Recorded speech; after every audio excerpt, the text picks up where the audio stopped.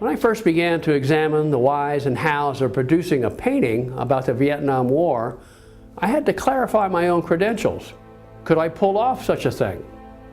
Well, I am a Marine Corps combat veteran, and I was in Vietnam in 1968 and 69, and I have an art career that has spanned almost 40 years. So I did live through those days, and I do in fact have the creative know-how to make something of this inspiration.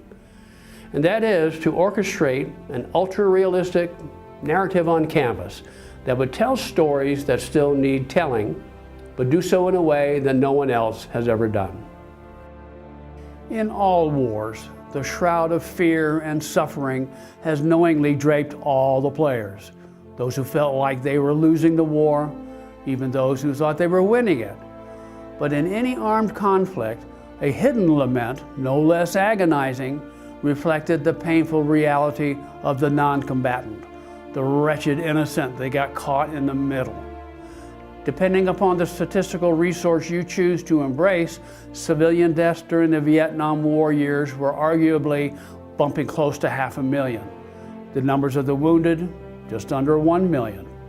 For them, hostile fire came from everywhere, from the VC, the NVA, the South Vietnamese, and the US military. The painted image of this little one recovering from her wounds is in a hospital bed inside a wood and tin Quonset hut, a structure resembling a giant economy-sized culvert. This facility was first established by the Marines in the mid-60s outside of Da Nang to treat the various medical needs of the children in Northern I Corps.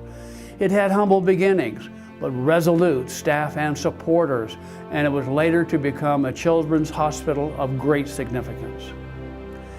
It is no doubt an eternal truth that if a child suffers the consequences of war's violent interplay, all the more tragic are those circumstances that precipitated such an event, and greater is the responsibility of those who waged that war.